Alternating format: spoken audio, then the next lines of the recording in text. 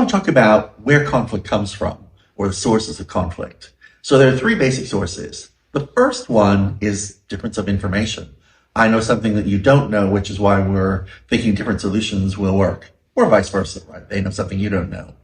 That was usually the easiest kind of conflict to resolve because it's really about exchange of information, listen carefully, learn from the other party, they learn from you, and you're good.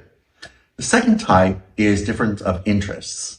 This is, I want something, you also want it, classic negotiation here. And the key to a better solution here is to, again, listen carefully for clues. But what you're looking for here is, what do they really value in that you don't as much? Because it's never just about the price of buying something.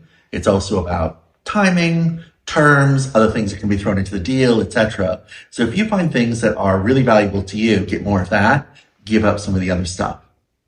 And then lastly, we have conflict of values, your personal identity, right? It could also be maybe motives or personality too, but the idea is it's really close to you. That is, as you can imagine, pretty complicated because we won't give up ourselves and what we really value and care about. So any kind of conflict of values to be worked out is usually pretty complex, discussion, negotiation. Again, listening is really important, learning the other's perspective as much as you can. But at the end of the day, it will probably take real time and be complicated to resolve.